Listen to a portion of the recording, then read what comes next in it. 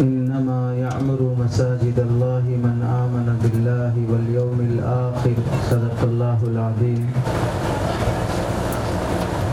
من بنى لله مسجدا بنى الله له بيتا في الجنة أو كما قال النبي صلى الله عليه وسلم اللهم صل على سيدنا محمد وعلى آل سيدنا محمد وبارك وسلم اللهم صل على سيدنا محمد وعلى آل سيدنا محمد وبارك وسلم اللهم صل على سيدنا محمد وعلى آل سيدنا محمد وبارك وسلم۔ اسٹیج پر جلوہ افروز معزز مہمانان اکرام، پردہ نشین خواتین، عزیز ساتھیوں، بزرگوں اور دوستوں، کافی دیر سے آپ حضرات اپنے شہر کے اور آس پاس کے علماء اکرام سے اور درد دل رکھنے والے واعظین سے اور جناب افروز صاحب کے ذریعے سے تیلگو بیان بہت ہی توجہ سے آپ حضرات سن رہے تھے۔ بہت اہم دین کی باتیں آپ حضرات کے سامنے بیان کی گئی ہیں۔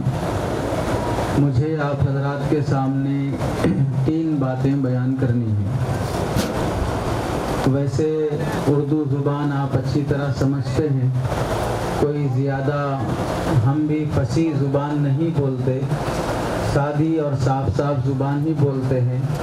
تو 3 باتیں آپ حضرات کے سامنے اس جلسے کی مناسبت سے اور مسجد کی افتتاح کی مناسبت سے آپ حضرات سے بیان کرنی ہے۔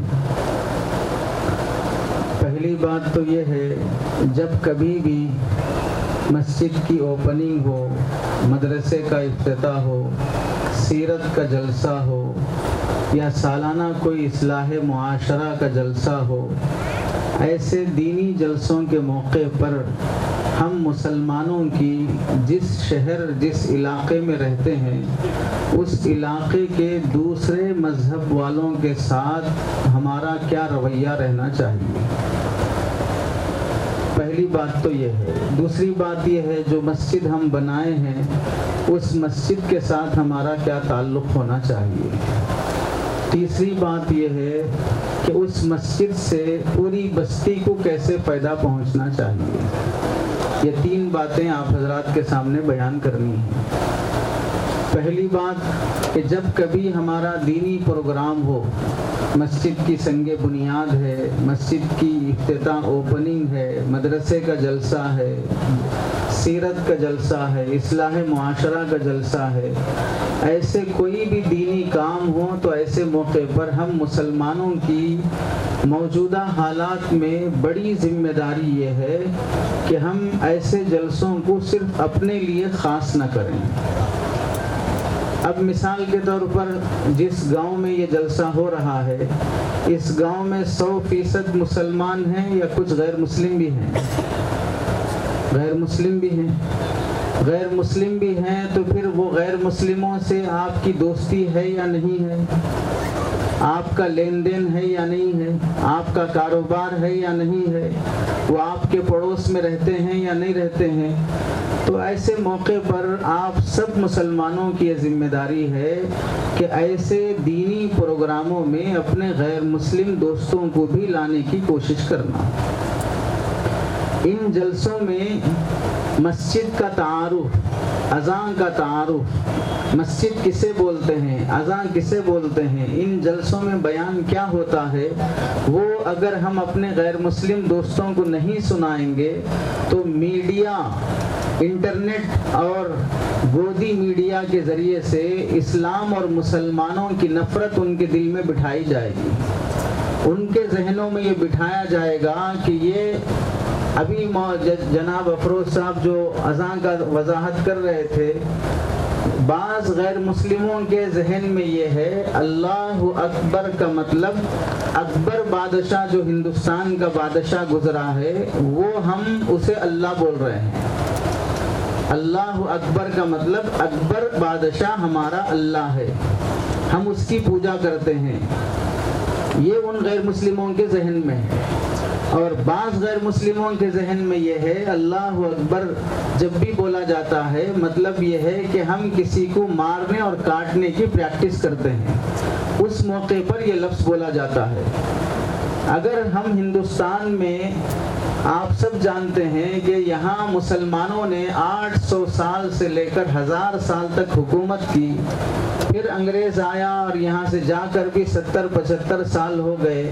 70-75 سال ہم مسلمانوں کو ملنے کے بعد آپ میں سے ہر آدمی کی عمر اپنے اپنے حساب سے کسی کی 40 سال ہے، کسی کی 50 سال ہے، کسی کی 60 سال ہے۔ اتنے سالوں میں اگر کسی کی 50 سال عمر ہے، وہ 50 آدمیوں تک بھی اذان کا مطلب نہیں پہنچایا۔ 50 سال میں 25 آدمیوں کو بھی اذان کسے بولتے ہیں نہیں سمجھایا۔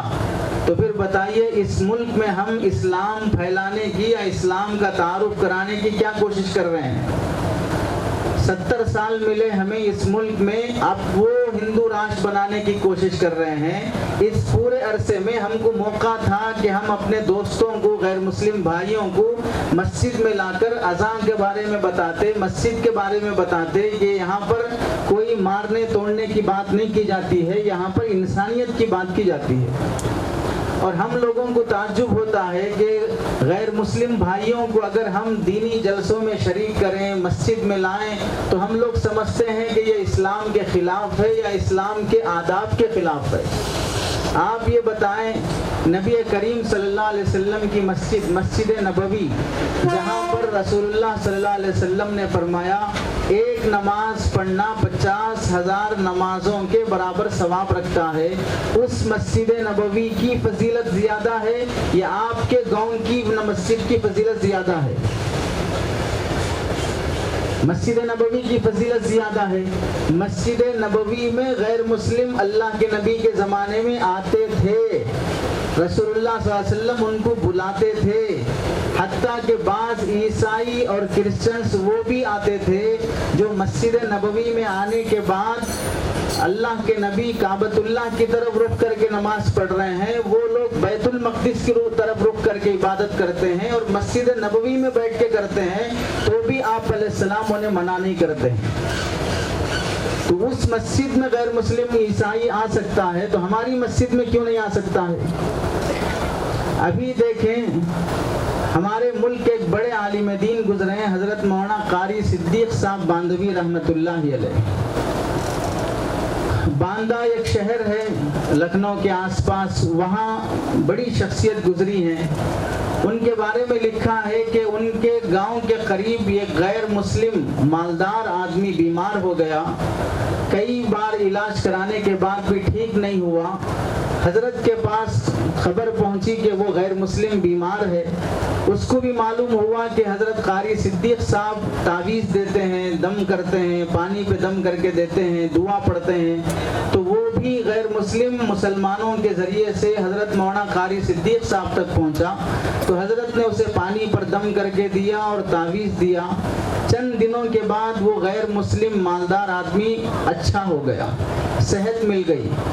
اب آپ بتائیں اتنے علاج کرانے کے بعد اسے صحت نہیں ملی، ایک مسلمان مولانا اس پر پانی میں دم کر کے دیے، تعویذ دیے تو اچھا ہو گیا، تو اس کا ذہن کیا بنے گا کہ فلاں مولانا نے دعا کی، دم کر کے دی، اس واسطے اچھا ہو گیا۔ تو وہ غیر مسلم مالدار آدمی اپنے مسلمان دوستوں سے پوچھنے لگا کہ آپ کے مولانا کی وجہ سے میری طبیعت اچھی ہوئی ہے، آپ کا کوئی کام ہے تو بتاؤ میں کر دیتا ہوں۔ تو ان مسلمانوں نے کہا کہ ہمارے گاؤں میں مسلمانوں کی ایک مسجد بھی نہیں ہے، یہاں پر ڈومینیشن غیر مسلموں کا زیادہ ہے، اور آپ بھی غیر مسلم ہیں اور مالدار آدمی ہیں، ہم کو مسجد بنانے کا پرمیشن دے دو بس۔ تو وہ مسلمان اس غیر مسلم مالدار آدمی سے ریکویسٹ کی، تو وہ غیر مسلم صرف اجازت نہیں دیا بلکہ یہ کہا کہ آپ لوگ جہاں مسجد بنانا چاہتے ہیں وہ زمین میں خرید کے دوں گا۔ غیر مسلم مسجد خرید کے دیا زمین مسجد بنانے کے واسطے۔ حضرت قاری صدیق صاحب باندھوی رحمۃ اللہ علیہ کو لوگوں نے بلایا کہ حضرت آپ آئیں اور مسجد کی زمین ملی ہے، संग बुनियाद रखना है, आपके हाथों से हम संग बुनियाद रखना चाहते हैं। कारी सिद्दीक साहब रहमतुल्लाह अलैह आए संग बुनियाद रखने के लिए। जैसे पब्लिक अब जमा हुई है, उस वक्त भी पब्लिक जमा हुई तो हजरत ने क्या फरमाया, जिस आदमी ने ये ज़मीन मस्जिद के वास्ते दी है उस आदमी को बुलाओ। देने वाला कौन है? गैर मुस्लिम है, गैर मुस्लिम दे रहा है मस्जिद को ज़मीन। जब उसको भी मस्जिद के संग बुनियाद में बुलाए तो उस मौके पर हम क्या करते हैं कि पहला सब्बल फला अल्लाह वाले के हाथ से, दूसरा सब्बल फला अल्लाह वाले के हाथ से, फिर फला जिम्मेदार के हाथ से, इस तरह से हम शुरुआत करते हैं। तो हज़रत कारी सिद्दीक साहब बांदवी रहमतुल्लाह अलैह ने पहला सब्बल उस गैर मुस्लिम के हाथ से लगाया। उससे कहा कि तुम पहला सब्बल मारो। हम सबको ताज्जुब होगा कि भाई मुसलमानों की मस्जिद की संगे बुनियाद हो रही है और गैर मुस्लिम सब्बल मार रहा है। अब ये सब कार्रवाई हो जाने के बाद वो गैर मुस्लिम कहने लगा कि आप लोग इस मौके पर जो क्रियाक्रम कर लेते हैं वो कर लो आप लोग। तो हजरत ने पूछा कि हम क्या करते हैं? तो वो कहने लगा कि हमको मालूम है कि आप लोग जब भी मस्जिद बनाते हैं तो बुनियाद खोदने के बाद उसमें गाय काट के उसका खून चारों तरफ डालते हैं। ये कौन कह रहा है? गैर मुस्लिम कह रहा है। तो हजरत ने फरमाया कि ऐसा होता है, हम पहली बार तुम्हारी जुबान से सुन रहे हैं। हमारे नज़दीक बहने वाला खून, चाहे वो इंसान का हो चाहे वो किसी जानवर का हो, वो खून नापाक होता है। मस्जिद पाकीज़ा जगह है, हम उसकी बुनियादों में खून कैसे डालेंगे? फिर उसके बाद उसको वहीं खड़ा करके पूरे उसके सामने मस्जिद की बुनियाद खुदवाई और ना कोई गाय काटे ना कोई खून डाले, कुछ नहीं हुआ। जब उसको एहसास हुआ कि मुसलमान मस्जिद बनाने के वक्त कोई गाय नहीं काटते, कोई उसमें खून नहीं डालते, तो उसको एहसास हुआ और अपने गैर मुस्लिम भाइयों को बुलाकर डांटा कि तुम लोगों ने झूठ बोलकर मेरा दिमाग खराब किया था, मुसलमानों के बारे में मुझे नफरत पैदा कर दी थी तुम लोगों ने झूठ बोलकर। आज मुझे मालूम हुआ है कि मुसलमान मस्जिद की तामीर के मौके पर कोई ऐसा काम नहीं करते। आप बताएं किस अमल ने एक गैर मुस्लिम मालदार के जरिए से इस्लाम की नफरत खत्म कर दी, मोहब्बत पैदा कर दी? वो खुद आगे बढ़कर मस्जिद को जमीन देने के लिए तैयार हुआ। किस वजह से? कि हम उसे करीब किए, हम उसे अपने प्रोग्राम में शरीक रखे। इस मुल्क के बड़े आलिम दीन गुजरे हैं हजरत मौलाना अली मियाँ नदवी रहमतुल्लाह अलैह। इस मुल्क के भी हैं और आलम अरब में भी अल्लाह ताला ने उनसे बड़ा काम लिया है। हजरत अली मियाँ नदवी रहमतुल्लाह अलैह, आपने एक मर्तबा फरमाया कि हम जिन गैर मुस्लिमों को दूर कर रहे हैं, एक वक्त आएगा याद रख लो, हमारे सारे मुसलमान 5 वक्त के नहीं बल्कि तहज्जुद, इशराक, चाश के भी पाबंद हो जाएं। हर मुसलमान के हाथ में तस्बीह आ जाए, हर मुसलमान लड़की के सर पे पर्दा और बुर्का और हिजाब आ जाए, किसी घर में कोई भी बेनमाजी ना रहे बल्कि सब के सब तहज्जुद गुजार बन जाएं। लेकिन अगर हमने इस मुल्क के गैर मुस्लिम दोस्तों को अपने से करीब नहीं किया और इस्लाम के बारे में उनको नहीं बताया तो एक दिन वो आएगा कि हमारे हाथ में तस्बीह नहीं, हम फर्ज नमाज भी पढ़ नहीं सकेंगे, हम अज़ान भी नहीं दे सकेंगे। और आज हो रहा कि नहीं हो रहा है कि कितनी जगहों पर अज़ान पर पाबंदी, माइक पर पाबंदी, कुर्बानी पर पाबंदी, फलां पे पाबंदी। अब तो बिल पास हुआ है कि वंदे मातरम की अगर आप बेहतरामी करोगे तो 3 साल की सजा हो सकती है, इतना जुर्माना हो सकता है। कुफ्रिया और शिरकिया चीज़ों को पास किया जा रहा है। तो ये मौका है कि जब भी कोई दीनी प्रोग्राम हो तो गैर मुस्लिम दोस्तों को करीब करना और उनको तारुफ करना, बताना। हम कर्नाटक के एक मदरसे के जलसे में शरीक हुए। वो मदरसा गन्ने के खेतों में बना हुआ है, लड़कियों का मदरसा है। जलसे में वो मौलाना ने हमें बताया कि ये हमारी बाप दादा की ज़मीन है, इस ज़मीन पर मैंने अपना मदरसा बनाया। अब जंगल के खेतों में, खेत में जाने के लिए बड़ा रास्ता तो नहीं होता, छोटे से मेन के ज़रिए से आदमी अपने अपने खेतों में जाते हैं। तो अब मदरसा बनने के बाद वहाँ पर तामीर करना है, जगह तो हम दे दिए हैं लेकिन मदरसा बनाना है तो ट्रैक्टर आना है, लारी आना है। अब जगह ही नहीं है, मेन के ज़रिए से कैसे ट्रैक्टर लारी आ सकती है? تو ہم نے اپنے مسلمان دوستوں سے کہا کہ بھئی آپ کا کھیت تھوڑا ہمیں بیچ دو تاکہ مدرسے کو راستہ مل جائے، مسجد کو راستہ مل جائے۔ تو کوئی مسلمان مسجد اور مدرسے کو راستہ دینے تیار نہیں ہوا۔ اور جب ہم یہی پیغام لے کر ایک غیر مسلم کے پاس گئے کہ ہمارا مسجد اور مدرسہ بنا ہے، اس کے لیے ٹریکٹر اور لاری آنے کے واسطے سامان لانا ہے، مدرسہ بنانا ہے، مسجد بنانا ہے، راستے کی ضرورت ہے، تو وہ غیر مسلم سے ہم نے بات کی کہ آپ پیسہ لے کر جتنا راستے کو زمین ہونا ہے وہ دے دیجئے۔ تو غیر مسلم کہنے لگا پیسے کی ضرورت نہیں ہے، اللہ کے گھر کا کام ہے، جتنا راستہ چاہیے فری دے دیتا ہوں۔ تو آپ بتائیے غیر مسلمان راستہ دینے تیار نہیں ہے، غیر مسلم کیا کہہ رہا ہے؟ فری دینے کے لیے تیار ہے، اور وہ فری اپنے کھیت میں سے راستہ مسجد اور مدرسے کو دیا ہے۔ یہ کیسے ہوگا کہ جب ان کو اپنے پروگراموں میں ہم شریک کریں گے اور اپنے سے قریب کریں گے۔ رمضان کا موقع آتا ہے، بقرعید کا موقع آتا ہے، رمضان کے موقع پر آپ لوگ بھی دیکھتے ہوں گے کہ بہت سے گھروں میں افطار کا جو سامان بنتا ہے روزہ کھولنے کے واسطے، فروٹس ہے، روٹی ہے، کچھ بھی آپ گھر میں بنائے تو آپ کی گھر کی عورتیں بھی ماشاءاللہ اتنی ہوشیار ہیں۔ آپ بزنس مین ہیں تو آپ کی گھر کی عورتیں آپ سے بھی بڑی بزنس مین ہیں۔ وہ کیسے؟ بزنس مین کرتا کیا ہے؟ ایک طرف سے لیتا ہے، دوسری طرف سے دیتا ہے، پیسہ لیا، سامان دیا۔ اب وہاں پر بھی افطار کا جو سامان تیار ہوا، آپ کی گھر کی عورتیں بھی اسی گھر میں پلیٹ بھجاتی ہیں جس گھر سے پلیٹ آتی ہے۔ ادھر سے روٹی آئی، ادھر سے چپاتی گئی، ادھر سے فروٹس آیا، ادھر سے حلیم گئی۔ تو اس طرح بزنس چل رہا ہے، اور اسے سمجھ رہے ہیں کہ ہم نیکی کا کام کر رہے ہیں، افطار کا سامان دوسروں کو پہنچا رہے ہیں۔ جس کے گھر سے افطار کا سامان نہیں آتا اس کے گھر افطار کا سامان نہیں جاتا۔ وہ ہمارے کو نہیں دیتے، ہم ان کو کیوں دینا؟ تو آپ بتائیے یہ عبادت ہے کہ تجارت ہے؟ تجارت ہے۔ رمضان کے موقع پر آپ لوگوں کی ذمہ داری ہے کہ آپ کے غیر مسلم دوستوں کو افطار میں شریک کرو، ان کو بتاؤ روزہ کسے کہتے ہیں، روزے کے فائدے کیا ہیں۔ مسلمان ایک دوسرے کو کھلانے میں ذات پات کا لحاظ نہیں رکھتے، اونچ نیچ کا لحاظ نہیں رکھتے، چھوٹی ذات بڑی ذات مسلمانوں میں نہیں ہوتی ہے۔ مسلمان سب کے سب برابر ہیں۔ تیلگو بولنے والا مسلمان، عربی بولنے والا مسلمان، انگلش بولنے والا مسلمان، سب مسلمان اللہ کے نزدیک برابر ہیں، کوئی بڑا کوئی چھوٹا نہیں ہے۔ ہم رمضان کے موقع پر ان کو افطار میں شریک نہیں کرتے، الٹا ہم کیا کرتے ہیں؟ کوئی غیر مسلم لیڈر اگر پیسے دیا افطار کو روزہ کھلا لو بول کے بھیک مانگتے ہوئے بڑھ کے اس کے پیسوں سے افطار کرتے ہیں۔ غیر مسلم لیڈروں کو افطار میں بلانے کی کوشش کرتے ہیں، وہ ٹوپی پہن کے بیٹھ گیا تو ہم ٹوپی پہن لینے تیار ہو جاتے ہیں، ووٹ بینک کے واسطے وہ رومال اوڑھ لیا، ٹوپی پہن لیا تو ہم خوش ہو جاتے ہیں کہ مسلمان ہو گیا۔ رمضان کے موقع پر بھی ذمہ داری ہے کہ ان کو افطار میں شریک کرنا۔ بقرعید کا موقع ہے تو اس موقع پر جو غیر مسلم چھوٹے کا گوشت، بکرے کا گوشت کھا سکتا ہے اسے پہنچانے کا اہتمام کرنا۔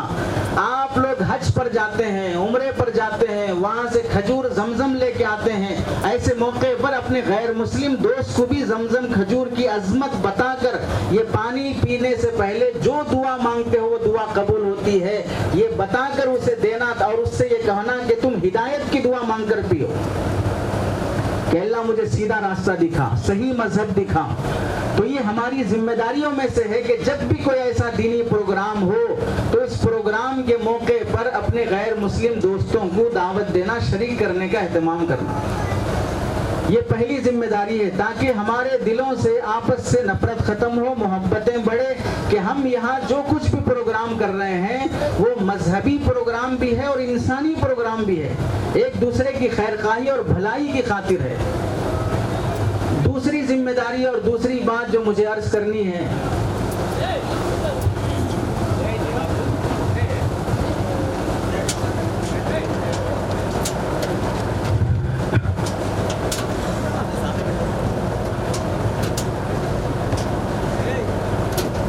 دوسری ذمہ داری جو اس موقع سے آپ حضرات کے سامنے عرض کرنی ہے وہ یہ ہے کہ ہمارا تعلق مسجدوں کے ساتھ کیسا رہے۔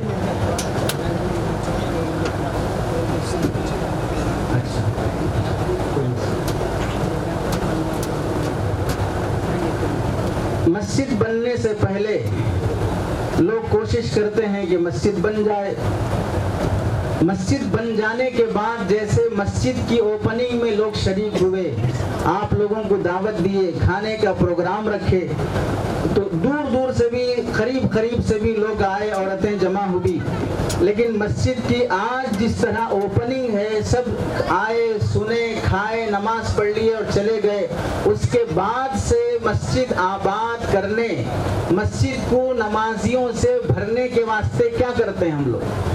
آج جتنے لوگ یہاں پر جڑے ہیں، کیا اس میں سے آدھے بھی اس مسجد میں نماز پڑھنے کے لیے آتے؟ پھر فجر کی نماز میں کتنے رہتے ہیں، عشاء کی نماز میں کتنے رہتے ہیں، ظہر کی نماز میں کتنے رہتے ہیں؟ تو مسجد بنانے کے لیے تو بڑے جذبے سے بناتے ہیں، لیکن مسجد بن جانے کے بعد اسے آباد رکھنے کی کوشش نہیں کرتے۔ تو مسجد سے ہمارا تعلق کس طرح کا ہونا چاہیے؟ پہلی بنیادی بات یہ ہے کہ جب بھی مسجد بنانے کی بات آئے تو ہمارے ذہن میں یہ ہونا چاہیے، مسجد بنانے میں ہم جتنا کچھ حصہ لے سکتے ہیں وہ حصہ لینے کی کوشش کرنا۔ میرے سے ایک تھیلا سیمنٹ ہو سکتی ہے، میرے سے میں کچھ فین دلا سکتا ہوں، کارپیٹ دلا سکتا ہوں، کوئی اور لائٹ لگا سکتا ہوں، جو کچھ بھی میرے سے کام ہو سکتا ہے، مسجد کی تعمیر میں حصہ لینے کی کوشش کرنا۔ یہ اتنی بڑی نیکی ہے، رسول اللہ صلی اللہ علیہ وسلم فرماتے ہیں، ایک حدیث میں آیا ہے کہ جو بھی بندہ اللہ کا گھر تعمیر کرتا ہے، بناتا ہے، اور کتنا بنانا؟ چڑیا کا گھونسلہ کتنا رہتا ہے؟ چھوٹا سا رہتا ہے۔ رسول اللہ صلی اللہ علیہ وسلم فرماتے ہیں چڑیا کے گھونسلے کے برابر بھی مسجد بنانے میں حصہ لے گا، اللہ تعالیٰ اس کے بدلے اسے کل قیامت میں جنت میں گھر بنا کر دیں گے۔ تو اس لیے ہر مسلمان کی کوشش ہونا کہ میرا کچھ نہ کچھ پیسہ مسجد کو لگے۔ مسجد کی تعمیر کے ساتھ ساتھ عام طور سے مسلمان مسجد بنا لیا، لیکن وہاں پر اب مؤذن کی ضرورت ہے، امام صاحب کی ضرورت ہے، مؤذن کی تنخواہ ہونا ہے، امام صاحب کی تنخواہ ہونا ہے۔ تو اب ہم سب لوگ کیا بولتے ہیں کہ ہمارے گاؤں میں لوگ غریب ہیں، اتنے زیادہ مالدار نہیں ہیں، تنخواہ نہیں دے سکتے، اس واسطے امام بھی ایک ہی ہونا، مؤذن بھی ایک ہی ہونا، نماز، اذان، صفائی، جھاڑو سب وہی کر لینا، اور اس کے بعد 8-10 ہزار ہم دیتے ہیں۔ اس زمانے میں 8-10 ہزار، 10-12 ہزار میں اتنے سب کام کر کے کون آدمی مسجد میں ٹکے گا؟ اور ہم کیا بولتے ہیں کہ ہم سب لوگ غریب ہیں۔ غریب ہے تو ہم میں سے جتنے لوگ بیٹھے ہیں سب ذاتی مکان میں رہ رہے کہ کرائے کے مکان میں رہ رہے؟ سب اپنی بیٹیوں کی شادیوں کے موقع پر اپنے پیسے سے شادی کرتے کہ خیرات مانگ کے شادی کرتے؟ 10-10 لاکھ، 15-15 لاکھ کی شادیاں کہاں سے کرتے ہیں؟ اپنے بچوں کو پڑھانے کے لیے بڑی بڑی یونیورسٹیز میں، کالجز میں کیسے ایڈمیشن دلاتے؟ اپنے واسطے کھیت، وینچر، زمین کیسے خرید کے رکھتے؟ معلوم ہوا کہ ہمارے پاس خرچہ کرنے کے واسطے پیسہ ہے، لیکن دنیا بنانے کے واسطے، مسجد کے واسطے اور امام کے واسطے ہمارے پاس پیسہ نہیں ہے۔ اس واسطے اگر ہم جوڑا جہیز لینا دینا ہو، لاکھوں میں جوڑا جہیز لیں گے دیں گے، لیکن مسجد میں خیرات اور صدقہ ڈالنا ہو تو اس موقع پر 5 روپے 10 روپے ڈالیں گے۔ جوڑا جہیز دیتے وقت داماد کو بھی 10 روپے دو دیکھیں گے، رشتہ ہوتا کیا پھر؟ جب یہاں پر لاکھوں روپے دینے واسطے تیار ہے، جبکہ جوڑا جہیز دینا بھی حرام ہے، لینا بھی حرام ہے، حرام میں پیسے دینے واسطے تیار ہے، حلال میں نہیں بلکہ عبادت اور ثواب کی جگہ پیسہ دینے کے واسطے گاؤں کا گاؤں یہ بولتا ہے کہ ہم لوگ غریب ہیں، ہمارے پاس امام کو تنخواہ دینے واسطے پیسہ نہیں۔ اور ہماری اولاد ممبئی میں، مدراس میں، حیدرآباد میں، بنگلور میں، کویت میں، دبئی میں، ادھر سب جا کے جاب کر کے لاکھ روپے، 1.5 لاکھ، 2 لاکھ روپے سیلری پہ ہماری اولاد پڑھ سکتی ہے، لیکن ہمارے پورے گاؤں میں ایک ہی مسجد ہے، ایک مسجد کا ایک امام پورے گاؤں والے مل کر اسے سنبھال نہیں سکتے۔ تو مسجد سے ہمارا پہلا تعلق تعمیر کے سلسلے میں یہ ہے کہ مسجد بنانے میں جیسا ہم حصہ لیتے ہیں، ویسے مسجد کو آباد رکھنے کے لیے امام کا بڑا دخل ہوتا ہے، تو امام کو بھی کما حق کو ہم تنخواہ دینے کی کوشش کرتے ہیں۔ گاؤں دیہاتوں میں امام کی قدر نہ کرنے کی وجہ سے اور امام کو جیسے تنخواہ دے کر رکھنا ہے ویسے نہ رکھنے کی وجہ سے ایسے حالات پیش آتے ہیں کہ اللہ کی پناہ کہ ہم اسے بیان نہیں کر سکتے۔ حیدرآباد کے بازو ایک گاؤں کا حال بہت سال پہلے، لاک ڈاؤن سے پہلے کی بات ہے، کہ وہاں ایک مولانا یو پی بہار سے آئے امامت کرنے کے واسطے گاؤں میں، گاؤں والوں نے ان کی تنخواہ اس موقع پر 3000 یا 4000 روپے رکھی۔ 4000 روپے میں امام نماز بھی پڑھانا، اذان بھی دینا اور مسجد کی صفائی بھی دیکھ لینا۔ الٹا یہ ہے کہ اسی میں پکا کے کھانا، گاؤں والے کھانا بھی نہیں دیں گے۔ اور مزید مصیبت یہ ہے ان مسلمانوں کی طرف سے وہ 4000 بھی 4 مہینے سے اس کی تنخواہ نہیں دی۔ تو اب وہ بیچارہ بھوکا ہے، پریشان ہے، گھر کو پیسہ نہیں بھیج رہا ہے۔ ہوتے ہوتے وہ فاقے میں آ گیا، مصیبت میں آ گیا۔ ایک عیسائی چرچ کا پادری اس مولانا کو دیکھا کہ پریشان نظر آ رہے ہیں، تو جا کر پوچھا کہ بھائی کیا بات ہے، کیوں پریشان رہ رہے ہو؟ دوستی کیا، قریب کیا، کھانا کھلایا اور حال احوال پوچھا۔ تو اس نے بتایا 4000 تنخواہ 4 مہینے سے نہیں دیے، کھانا کیا، گھر میں بھیجنا کیا۔ تو وہ عیسائی اسی وقت جا کر 40000 روپے لا کے دیا، مہینے کے 10000 کے حساب سے 40000 روپے دیا، اور میری طرف سے ہدیہ ہے تو اپائے سمجھ کے رکھ لو۔ چند مہینے اسی طرح ہدیہ دینے کے بعد وہ مولانا مسجد چھوڑ کر عیسائی بن کے چرچ میں چلے گئے۔ آپ بتاؤ، یہاں پر جاہل، ان پڑھ یا گوار قسم کی عورتیں چرچ جا رہی ہیں، اور یہاں پوری امت مسلمہ ایک امام صاحب کے عیسائی بننے کا ذریعہ بن رہی ہے۔ جو ہماری مسجد کا امام ہے اسے ہم تنخواہ صحیح نہیں دے سکتے، ہماری آمدنی میں سے کوئی حصہ ہمارا متعین ہی نہیں ہے کہ ہم لوگ مہینے کے 15000 کما رہے ہیں، 20000 کما رہے ہیں، 30000 کما رہے ہیں، کتنا کما رہے ہیں، اس میں سے 100 روپے ماہانہ نکالوں گا، 200 روپے مہینہ نکالوں گا اور یاد سے لے جا کے مسجد کو دوں گا تاکہ وہ مسجد کی ضرورتیں پوری ہو، امام کی ضرورتیں پوری ہو۔ ہماری آمدنی میں سے کوئی فکس نہیں ہے۔ انٹرسٹ پے کرنے واسطے پیسے ہیں، بھائی بھائی لڑ لیں، وکیل کو کھلانے واسطے پیسے ہیں، جج کو کھلانے واسطے پیسے ہیں، اور لوٹ مارنے کے واسطے ایک دوسرے کی شادیوں میں جوڑا جہیز، 1500 لوگوں کی دعوت، 1000 لوگوں کی دعوت، بیٹی کی شادی دھوم دھام سے ہونا، اس کے واسطے ہمارے پاس پیسہ ہے، لیکن مسجد کے امام کو سنبھالنے اور مسجد کو سنبھالنے کے واسطے پیسہ نہیں۔ دراصل پیسہ نہیں ہے، نہیں ایمان نہیں ہے، اس کے اندر اسلام نہیں ہے، دین کی قدر، دین کی عظمت نہیں ہے۔ جب باپ ایسا ہے تو اولاد کے اندر کہاں سے دینداری آئے گی؟ باپ کے اندر مسجد کی عظمت نہیں ہے تو اولاد کے اندر کہاں سے منتقل ہوگی؟ تو پہلی ذمہ داری ہے مسجد بنانے میں جیسے ہم حصہ لیتے ہیں ویسے مسجد کو بچانے میں بھی حصہ لینا۔ مسجد کو بچانے میں امام کی، مؤذن کی قدر کرنا، ان سے تعلق اور ان کی ضرورتوں کو پوری کرنے کی کوشش کرنا۔ آپ یہ سمجھیں، مسجد وہ جگہ نہیں ہے کہ آپ کہیں بھی جنگل میں بنا دو، چھوڑ دو، خود بخود چلتی رہے گی۔ مسجد مصلیوں سے آباد رہتی ہے، مسجد امام سے آباد رہتی ہے، مسجد مکتب سے آباد رہتی ہے۔ تو اس کے لیے امام کو باقی رکھنا، مؤذن کو باقی رکھنا، مکتب کا اہتمام کرنا، مصلیوں کو لانے کی کوشش کرنا، تب جا کر مسجد آباد ہوگی۔ مسجد صرف در و دیوار کا نام نہیں ہے، بڑے بڑے دیوار بنا لیے، چھت بنا لیے، اے سی لگا لیا، فین لگا لیا، قالین بچھا لیا، مسجد اس کے بغیر بھی مسجد ہے۔ جیسے آپ لوگوں نے اس وقت شامیانہ ڈال کے بیٹھا ہے، شامیانے کے نیچے بھی اگر مسجد کی نیت کر لی جائے تو بھی یہ مسجد ہو جائے گی۔ مسجد کو نہ فین کی ضرورت ہے، نہ مسجد کو لائٹ کی ضرورت ہے، نہ مسجد کو قالین کی ضرورت ہے۔ اس زمین پر بھی اگر مسجد کی نیت کر لیا تو خود بخود مسجد ہو جائے گی۔ تو اس لیے جب مسجد بنایا ہے تو مسجد کو بچانے کی بھی کوشش کرنا۔ اور آپ یاد رکھیں، اللہ تعالیٰ کو سب سے زیادہ پسندیدہ جگہ وہ مسجدیں ہیں، تو اللہ تعالیٰ مسجد سے تعلق رکھنے والے، مسجد پر خرچ کرنے والے کے ایک پیسے کو بھی ضائع نہیں کرتے ہیں۔ کتابوں میں لکھا ہے، ایک بندے نے ارادہ کیا کہ اگر اللہ مجھے دولت دے گا تو میں اپنی ذاتی پراپرٹی سے پوری مسجد بنانے کی کوشش کروں گا۔ اللہ نے اسے دولت دی تو اس نے اپنے ارادے کے مطابق اپنی پیسے سے زمین خریدا، اپنے پیسے سے ہی پوری مسجد بنانے کی کوشش کی، مزدوروں کو، میستریوں کو بلایا اور جتنا خرچہ مسجد پہ لگ سکتا تھا پورا خرچہ اپنے پیسے سے دیا۔ مسجد پوری تیار ہو گئی، کل مسجد کی اوپننگ اور افتتاح ہے۔ آج رات اس نے خواب میں دیکھا کہ اللہ نے جنت سجائی ہے، خوبصورت بڑا محل بنایا ہے۔ تو کسی نے اس سے کہا، اس نے خواب میں پوچھا کہ یہ کس کا محل ہے؟ تو خواب میں بولنے والے نے بتایا کہ یہ تمہارا محل نہیں ہے، تمہارا محل تو وہ ہے دوسری طرف۔ جب دوسری طرف دیکھا تو یہ اس سے بھی بڑا شاندار محل وہاں پر سونے چاندی کے اینٹوں سے بنا ہوا تھا۔ اس نے پوچھا تو یہ بھی تو بڑا خوبصورت محل ہے، یہ کس کا ہے؟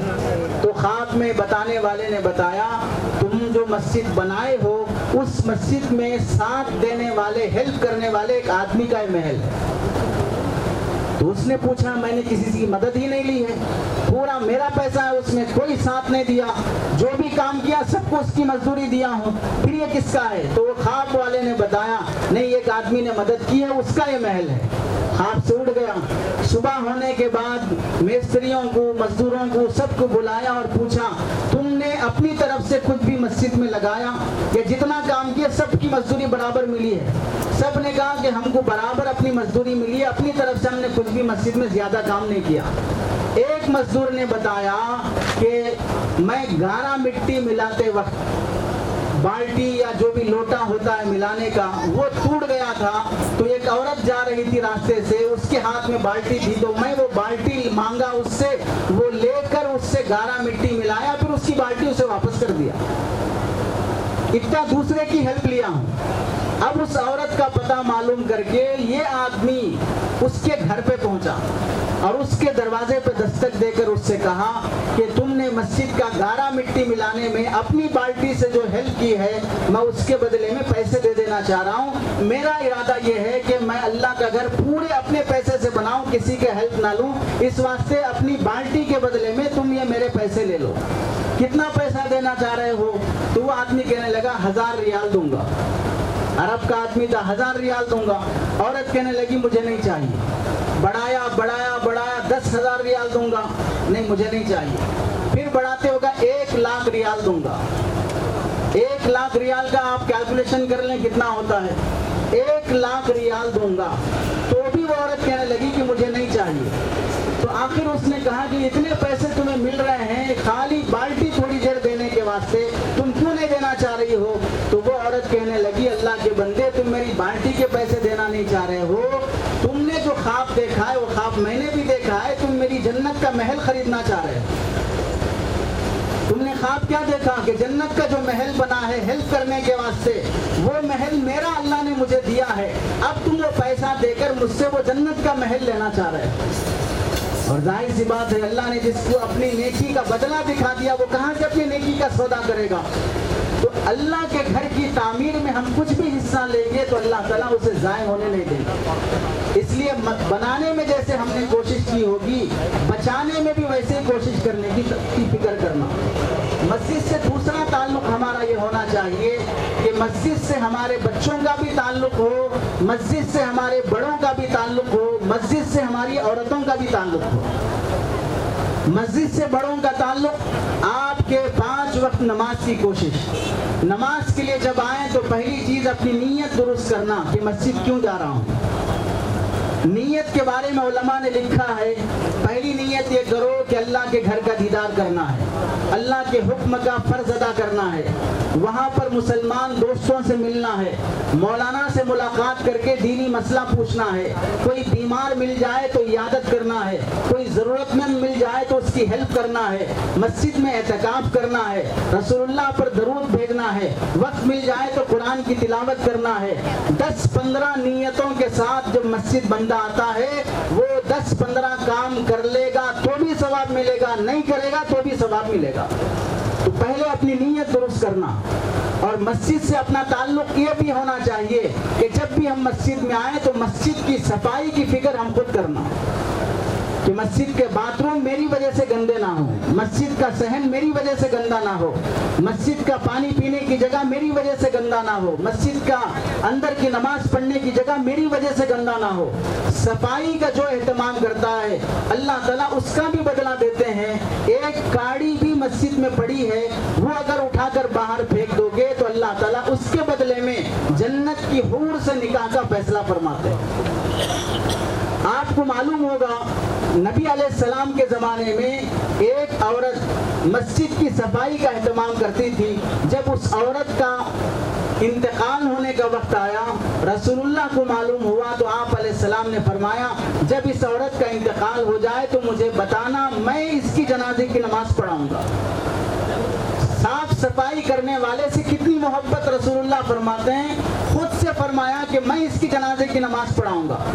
اور کتنا آپ دوسری طرف دیکھو، رسول اللہ صلی اللہ علیہ وسلم نے ایک موقع سے فرمایا کہ جو آدمی انتقال ہو گیا اور دوسرے کا پیسہ لے کر قرضہ لے کر مرا اور قرضہ ادا کرنے کے واسطے پیسے نہیں ہیں اس کے پاس، تو آپ علیہ السلام نے اس کی جنازے کی نماز پڑھانے سے انکار کر دیا اور یہ فرمایا کہ میں نہیں پڑھاؤں گا، آپ لوگ پڑھ لو۔ اور یہاں پر یہ فرما رہے ہیں کہ یہ جھاڑو دینے والی عورت کی جنازے کی نماز میں خود پڑھاؤں گا۔ انتقال ہو گیا، صحابہ نے کسی وجہ سے اطلاع نہیں کی، تو جب آپ علیہ السلام کو معلوم ہوا دوسرے دن کہ انتقال ہو گیا، نماز بھی ہو گئی، لوگ لے جا کے دفنا بھی دیے، رسول اللہ صلی اللہ علیہ وسلم اس کی قبر پہ گئے اور قبر پہ کھڑے ہو کے خود دوبارہ پھر نماز پڑھی۔ کتنی محبت تھی اس عورت سے جو مسجد کی صفائی کرتی تھی۔ اور ہم لوگ کیا کرتے ہیں، جب بھی مسجد جاتے ہیں بیڑی سگریٹ کہاں پیتے، مسجد کے بیت الخلاء میں بیٹھ کے پیتے۔ وہ صاف صفائی گندگی کرنے کی جگہ ہے، وہ پینے کھانے کی جگہ ہے۔ جب پینے کھانے کی جگہ ہے تو کھانا لے جا کے کھا لو ڈائریکٹ وہاں پر۔ جب بیڑی پی رہا ہے، گٹکا کھا رہا ہے تو کھانا بھی لے جا کے کھا لو وہاں پر۔ مسجد کا بیت الخلاء گٹکا، تمباکو، سگریٹ سب گندگیوں سے بھرا رہتا ہے۔ مسجد کے بیت الخلاء کی بھی صفائی کا اہتمام کرنا، وہاں جا کر گٹکا، تمباکو، بیڑی، سگریٹ پینے سے احتیاط کرنا چاہیے۔ مسجد سے تعلق ہمارا صفائی کے ساتھ ساتھ مسجد کی ضرورتیں پوری کرنے کے ساتھ بھی ہمارا تعلق ہونا چاہیے۔ مسجد کی ضرورتوں میں کیا چیز رہتی ہے، کبھی لائٹ بل بھرنا ہے، کبھی فین لگانا ہے، کبھی کوئی لائٹ لگانا ہے، کبھی پانی کا مسئلہ ہے، کبھی چٹائی کا مسئلہ ہے، اس میں بھی ہیلپ کرنے کی کوشش کرنا۔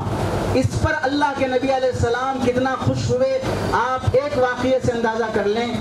صحابہ جب مسجد نبوی تعمیر ہو گئی، وہ 1400 سال پہلے کا زمانہ، چراغوں کا زمانہ تھا، لائٹ وغیرہ کچھ نہیں تھی۔ مسجد نبوی میں بھی بلکہ پورے مدینے میں بھی اس وقت لائٹ نہیں تھی، رات ہو گئی تو اندھیرا ہو گیا۔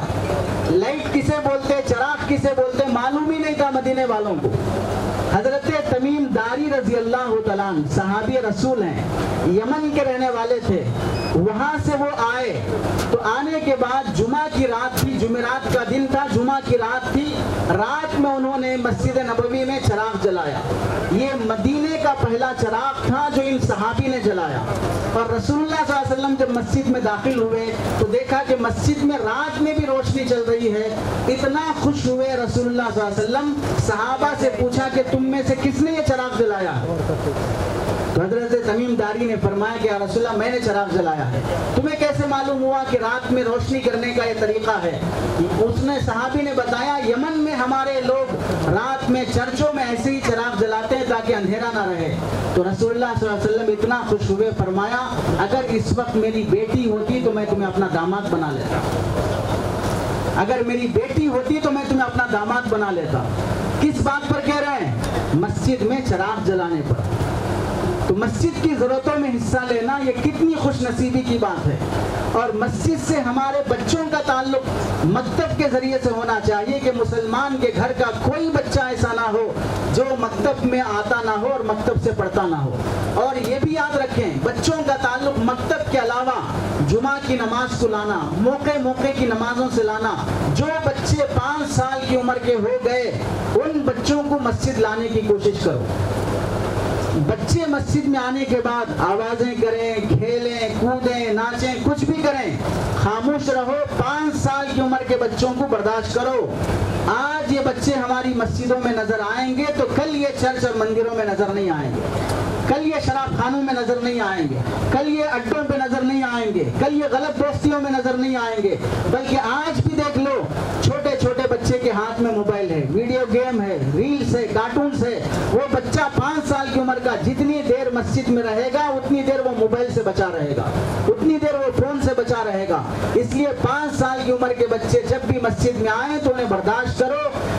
بچہ پانی کا نل کھول دے رہا ہے، پانی ویسٹ جا رہا ہے، بھاگ رہا ہے، دوڑ رہا ہے، آوازیں کر رہا ہے، اس کی وجہ سے ناراض ہونے کے بجائے آپ یہ سوچو کہ ہم بڑے ہو کر 40 سال کے 50 سال کے ہو کر ہمارے کیسز کورٹ کچہری میں چل رہے ہیں، ہم لڑ رہے جا کے وہاں پر، تو ہماری لڑائی پر ہم کو کون مار بھگانا؟ پھر یہ چھوٹے بچے لڑ رہے ہیں تو ان کو ہم بھگا رہے ہیں، تو ہماری لڑائیوں پر کون بھگانا؟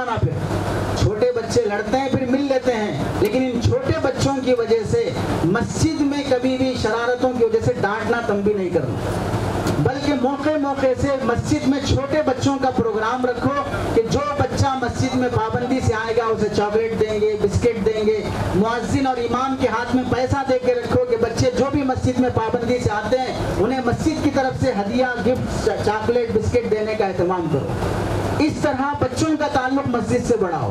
عورتوں کا تعلق مسجد سے کیسے بڑھانا ہے؟ مسجد کے بازو جس آدمی کا گھر ہے اس کے گھر میں 20-25 عورتیں جمع ہو سکتی ہیں، تو اپنے مسجد کے مائک کا سسٹم وہاں تک دو، جمعہ کا بیان یا کوئی اور موقع کا اجتماع، خواتین کا اجتماع موقع موقع سے مسجد میں رکھ کر چند مرد حضرات مسجد میں جمع ہوں گے اور مائک سسٹم بازو گھر میں رہے گا، وہاں پر عورتیں جمع ہو کر جمعہ کا بیان بھی سن سکیں گی، دوسرے موقع کا اجتماع بھی سن سکیں گی۔ اس طرح عورتوں کا تعلق بھی مسجد سے جوڑو۔ تو یہ مسجد سے ہمارے تعلق کو مضبوط کرنے کی بات ہے۔ اور آخری 3 باتوں میں سے آخری بات جو مجھے عرض کرنی ہے وہ یہ ہے کہ مسجد سے پوری بستی کا فائدہ کیسے ہونا چاہیے، اس سلسلے میں 2-3 بنیادی باتیں یاد رکھیں۔ ہم لوگوں کے ذہن میں ایسا ہے کہ ہم لوگ پیسہ کمانے کو تو خوب کماتے اور پھر یہ بولتے رہتے ہیں بیٹھ کے بھئی دنیا ہے، چھوڑ کے جانا ہے، کوئی ساتھ آنے والا نہیں ہے، سب چھوڑ کے جانا ہے، پھر کمانے کا خوب جھوٹ حرام سب بول کے کماتے رہتے، بولتے ہیں کرتے۔ اب جب دنیا ضرورت ہے، کمانا ہے، تو ظاہر سی بات ہے چھوڑ کے جانا ہے بول کے حلال کماؤ، حرام مت کماؤ، حلال طریقے سے کماؤ۔ اسلام میں زکوٰۃ کا کانسیپٹ ہے نہیں ہے؟ کسے بولتے زکوٰۃ؟ روپے 2 روپے پہ زکوٰۃ رہتی، 100 روپے پہ زکوٰۃ رہتی، 1 لاکھ 2 لاکھ 4 لاکھ 5 لاکھ 8.5 تولے سونا، 7.5 نہیں 8.5 9.25 تولے سونا رہا تو زکوٰۃ واجب ہوتی۔ 9.25 تولے سونا آج کے ریٹ میں کتنے لاکھ کا ہوتا ہے؟ کم از کم 12 لاکھ تو بھی ہوں گے، 12-15 لاکھ روپے ہونا۔ تو 12-15 لاکھ روپے اسلام یہ بول رہا ہے کہ 12-15 لاکھ روپے جمع کر کے رکھو تاکہ زکوٰۃ کا فرض ادا کر سکو۔ تو پیسہ جمع کرنا غلط بات ہوئی۔ آپ بتائیں اسلام کے کانسیپٹ میں حج کرنا ایک فرض ہے کہ ہے نہیں ہے؟ حج فری میں ہوتا ہے، فرشتے اٹھا کے لے جا کے کعبے میں پھینک کے لاتے ہیں، پیسے رہے تو یہ حج کریں گے نا۔ تو معلوم کیا ہوا، اسلام کے ارکان میں سے زکوٰۃ کا جو کانسیپٹ ہے وہ پیسے سے ہوتا، حج کا جو کانسیپٹ ہے وہ بھی پیسے سے ہوتا۔ نماز پڑھنے کے واسطے جماعت سے نماز پڑھنا فرض ہے کہ نہیں ہے؟ فرض ہے، واجب ہے۔ اور وہ جماعت سے پڑھنے کے واسطے ایک مسجد بنانا ہے کہ نہیں ہے؟ اور مسجد بنانے کے واسطے پیسے ہونا کہ نہیں ہونا؟ تو پیسے یہاں بھی ضرورت پڑتی ہے، کرنٹ لگانا اور یہ جلسہ کرنا فری میں ہو گیا جلسہ، پیسے کی ضرورت پڑتی ہے۔ جیسے پبلک اب جمع ہوئی ہے، اس وقت بھی پبلک جمع ہوئی تو حضرت نے کیا فرمایا، جس آدمی نے یہ زمین مسجد کے واسطے دی ہے اس آدمی کو بلاؤ۔ دینے والا کون ہے؟ غیر مسلم ہے، غیر مسلم دے رہا ہے مسجد کو زمین۔ جب اس کو بھی مسجد کے سنگ بنیاد میں بلائے تو اس موقع پر ہم کیا کرتے ہیں کہ پہلا سبل فلاں اللہ والے کے ہاتھ سے، دوسرا سبل فلاں اللہ والے کے ہاتھ سے، پھر فلاں ذمہ دار کے ہاتھ سے، اس طرح سے ہم شروعات کرتے ہیں۔ تو حضرت قاری صدیق صاحب باندھوی رحمۃ اللہ علیہ نے پہلا سبل اس غیر مسلم کے ہاتھ سے لگایا، اس سے کہا کہ تم پہلا سبل مارو۔ ہم سب کو تعجب ہوگا کہ بھئی مسلمانوں کی مسجد کی سنگ بنیاد ہو رہی ہے اور غیر مسلم سبل مار رہا ہے۔ اب یہ سب کاروائی ہو جانے کے بعد وہ غیر مسلم کہنے لگا کہ آپ لوگ اس موقع پر جو کریا کرم کر لیتے ہیں وہ کر لو آپ لوگ۔ تو حضرت نے پوچھا کہ ہم کیا کرتے ہیں؟ تو وہ کہنے لگا کہ ہم کو معلوم ہے کہ آپ لوگ جب بھی مسجد بناتے ہیں تو بنیاد کھودنے کے بعد اس میں گائے کاٹ کے اس کا خون چاروں طرف ڈالتے ہیں۔ یہ کون کہہ رہا ہے؟ غیر مسلم کہہ رہا ہے۔ تو حضرت نے فرمایا کہ ایسا ہوتا ہے، ہم پہلی بار تمہاری زبان سے سن رہے ہیں۔ ہمارے نزدیک بہنے والا خون، چاہے وہ انسان کا ہو چاہے وہ کسی جانور کا ہو، وہ خون ناپاک ہوتا ہے۔ مسجد پاکیزہ جگہ ہے، ہم اس کی بنیادوں میں خون کیسے ڈالیں گے؟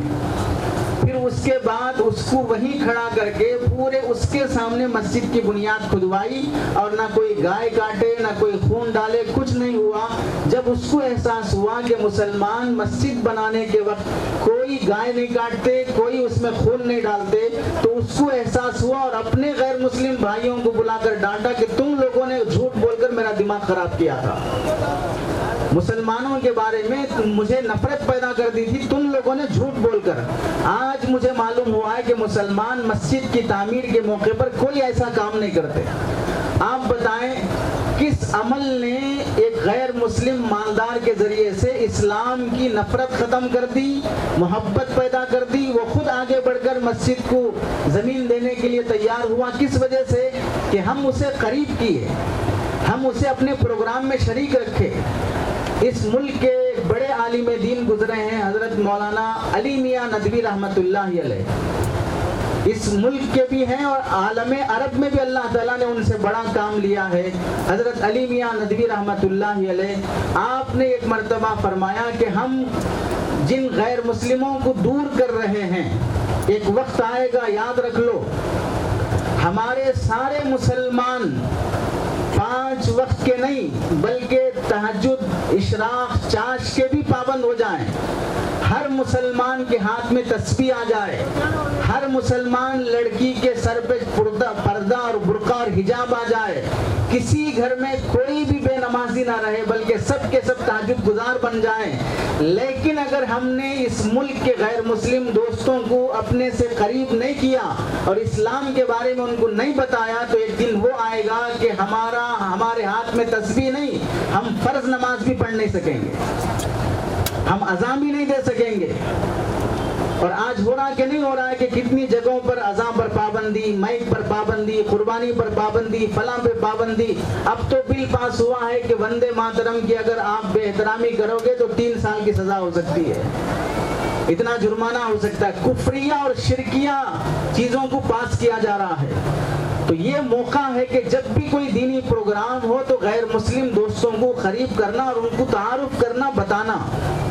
ہم کرناٹک کے ایک مدرسے کے جلسے میں شریک ہوئے، وہ مدرسہ گنے کے کھیتوں میں بنا ہوا ہے، لڑکیوں کا مدرسہ ہے۔ جلسے میں وہ مولانا نے ہمیں بتایا کہ یہ ہماری باپ دادا کی زمین ہے، اس زمین پر میں نے اپنا مدرسہ بنایا۔ اب جنگل کے کھیتوں میں کھیت میں جانے کے لیے بڑا راستہ تو نہیں ہوتا، چھوٹے سے مین کے ذریعے سے آدمی اپنے اپنے کھیتوں میں جاتے ہیں۔ تو اب مدرسہ بننے کے بعد وہاں پر تعمیر کرنا ہے، جگہ تو ہم دے دیے ہیں لیکن مدرسہ بنانا ہے تو ٹریکٹر آنا ہے، لاری آنا ہے۔ اب جگہ ہی نہیں ہے، مین کے ذریعے سے کیسے ٹریکٹر لاری آ سکتی ہے؟ تو ہم نے اپنے مسلمان دوستوں سے کہا کہ بھئی آپ کا کھیت تھوڑا ہمیں بیچ دو تاکہ مدرسے کو راستہ مل جائے، مسجد کو راستہ مل جائے۔ تو کوئی مسلمان مسجد اور مدرسے کو راستہ دینے تیار نہیں ہوا۔ اور جب ہم یہی پیغام لے کر ایک غیر مسلم کے پاس گئے کہ ہمارا مسجد اور مدرسہ بنا ہے، اس کے لیے ٹریکٹر اور لاری آنے کے واسطے سامان لانا ہے، مدرسہ بنانا ہے، مسجد بنانا ہے، راستے کی ضرورت ہے، تو وہ غیر مسلم سے ہم نے بات کی کہ آپ پیسہ لے کر جتنا راستے کو زمین ہونا ہے وہ دے دیجئے۔ تو غیر مسلم کہنے لگا پیسے کی ضرورت نہیں ہے، اللہ کے گھر کا کام ہے، جتنا راستہ چاہیے فری دے دیتا ہوں۔ تو آپ بتائیے غیر مسلمان راستہ دینے تیار نہیں ہے، غیر مسلم کیا کہہ رہا ہے؟ فری دینے کے لیے تیار ہے، اور وہ فری اپنے کھیت میں سے راستہ مسجد اور مدرسے کو دیا ہے۔ یہ کیسے ہوگا کہ جب ان کو اپنے پروگراموں میں ہم شریک کریں گے اور اپنے سے قریب کریں گے۔ رمضان کا موقع آتا ہے، بقرعید کا موقع آتا ہے، رمضان کے موقع پر آپ لوگ بھی دیکھتے ہوں گے کہ بہت سے گھروں میں افطار کا جو سامان بنتا ہے روزہ کھولنے کے واسطے، فروٹس ہے، روٹی ہے، کچھ بھی آپ گھر میں بنائے تو آپ کی گھر کی عورتیں بھی ماشاءاللہ اتنی ہوشیار ہیں۔ آپ بزنس مین ہیں تو آپ کی گھر کی عورتیں آپ سے بھی بڑی بزنس مین ہیں۔ وہ کیسے؟ بزنس مین کرتا کیا ہے؟ ایک طرف سے لیتا ہے، دوسری طرف سے دیتا ہے، پیسہ لیا، سامان دیا۔ اب وہاں پر بھی افطار کا جو سامان تیار ہوا، آپ کی گھر کی عورتیں بھی اسی گھر میں پلیٹ بھجاتی ہیں جس گھر سے پلیٹ آتی ہے۔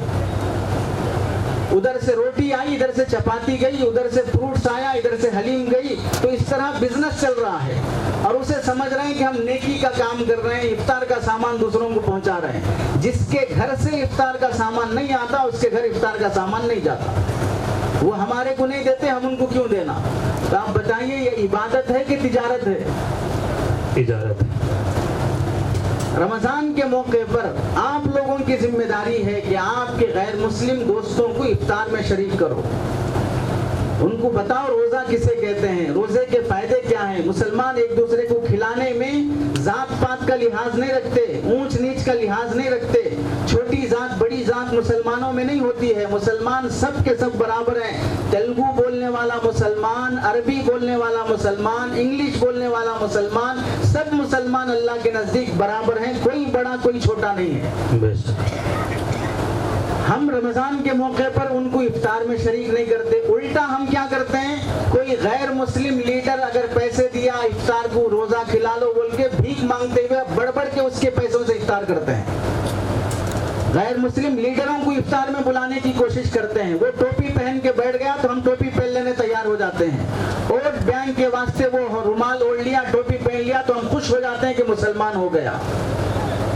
رمضان کے موقع پر بھی ذمہ داری ہے کہ ان کو افطار میں شریک کرنا. بقرعید کا موقع ہے تو اس موقع پر جو غیر مسلم چھوٹے کا گوشت, بکرے کا گوشت کھا سکتا ہے اسے پہنچانے کا اہتمام کرنا. آپ لوگ حج پر جاتے ہیں, عمرے پر جاتے ہیں, وہاں سے کھجور زمزم لے کے آتے ہیں. ایسے موقع پر اپنے غیر مسلم دوست کو بھی زمزم کھجور کی عظمت بتا کر یہ پانی پینے سے پہلے جو دعا مانگتے ہو وہ دعا قبول ہوتی ہے یہ بتا کر اسے دینا اور اس سے یہ کہنا کہ تم ہدایت کی دعا مانگ کر پیو کہ اللہ مجھے سیدھا راستہ دکھا, صحیح مذہب دکھا. تو یہ ہماری ذمہ داریوں میں سے ہے کہ جب بھی کوئی ایسا دینی پروگرام ہو تو اس پروگرام کے موقع پر اپنے غیر مسلم دوستوں کو دعوت دینا, شریک کرنے کا اہتمام کرنا.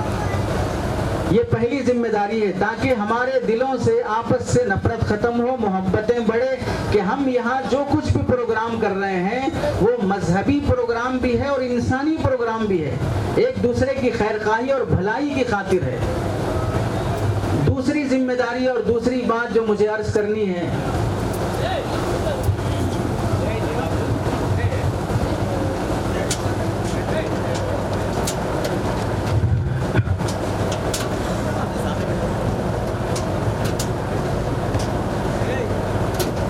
دوسری ذمہ داری جو اس موقع سے آپ حضرات کے سامنے عرض کرنی ہے وہ یہ ہے کہ ہمارا تعلق مسجدوں کے ساتھ کیسا رہے.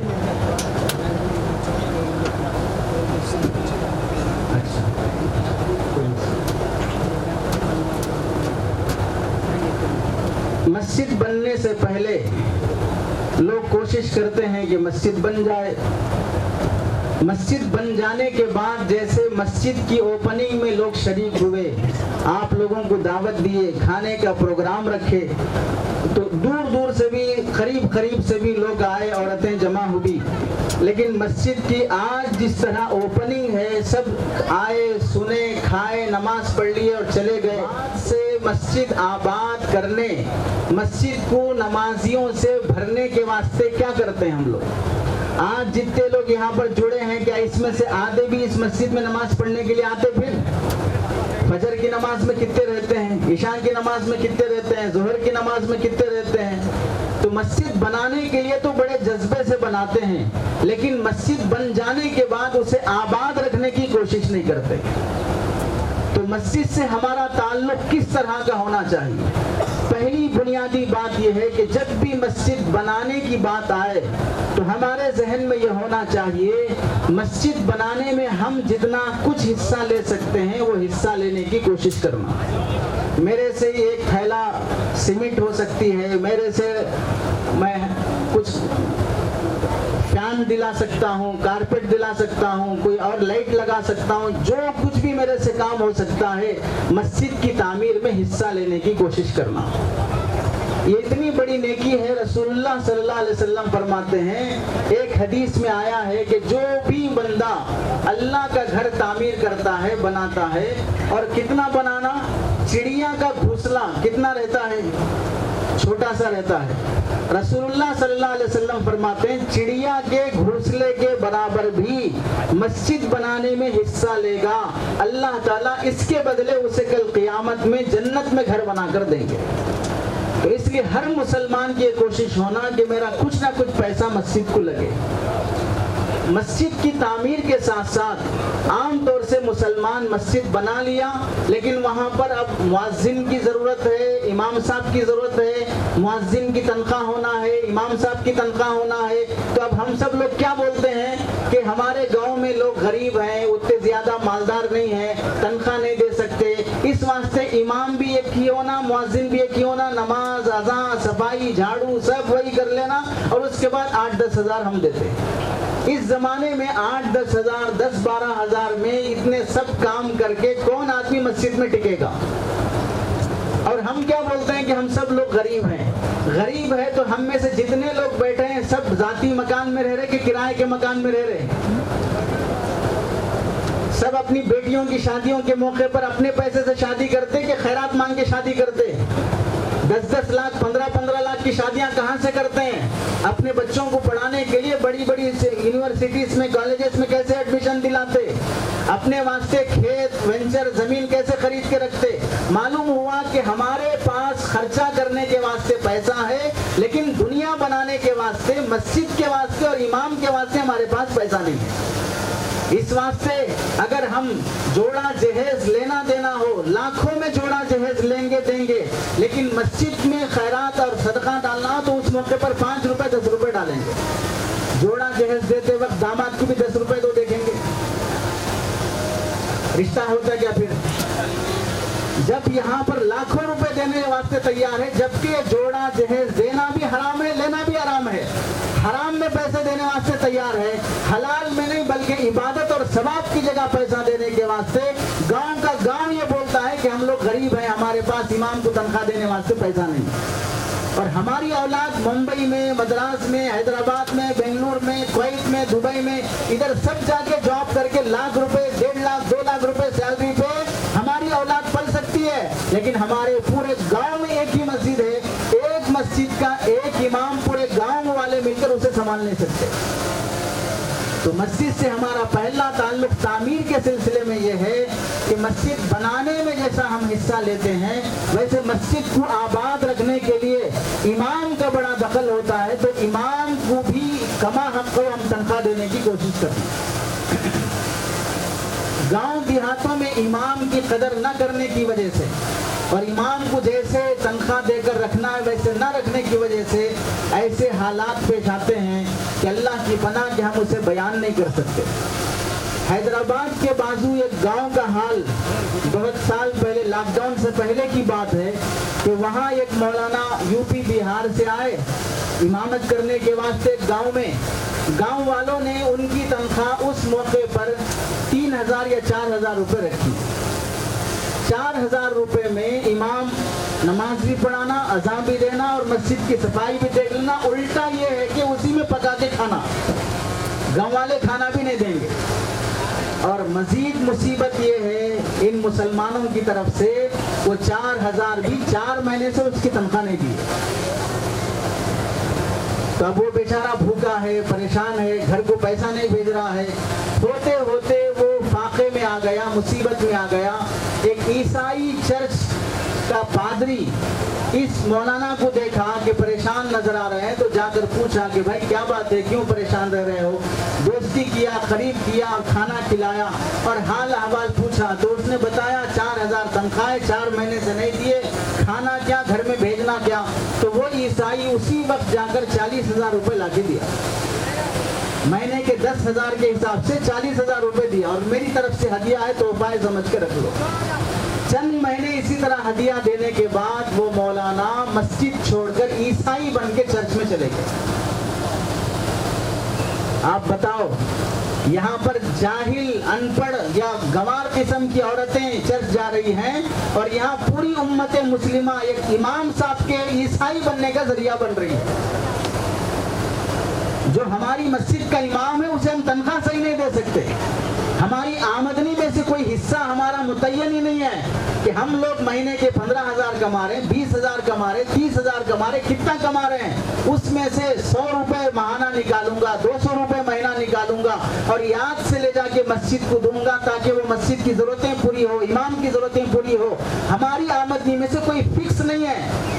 انٹرسٹ پے کرنے واسطے پیسے ہیں، بھائی بھائی لڑ لیں، وکیل کو کھلانے واسطے پیسے ہیں، جج کو کھلانے واسطے پیسے ہیں، اور لوٹ مارنے کے واسطے ایک دوسرے کی شادیوں میں جوڑا جہیز، 1500 لوگوں کی دعوت، 1000 لوگوں کی دعوت، بیٹی کی شادی دھوم دھام سے ہونا، اس کے واسطے ہمارے پاس پیسہ ہے، لیکن مسجد کے امام کو سنبھالنے اور مسجد کو سنبھالنے کے واسطے پیسہ نہیں۔ دراصل پیسہ نہیں ہے، نہیں ایمان نہیں ہے، اس کے اندر اسلام نہیں ہے، دین کی قدر، دین کی عظمت نہیں ہے۔ جب باپ ایسا ہے تو اولاد کے اندر کہاں سے دینداری آئے گی؟ باپ کے اندر مسجد کی عظمت نہیں ہے تو اولاد کے اندر کہاں سے منتقل ہوگی؟ تو پہلی ذمہ داری ہے مسجد بنانے میں جیسے ہم حصہ لیتے ہیں ویسے مسجد کو بچانے میں بھی حصہ لینا۔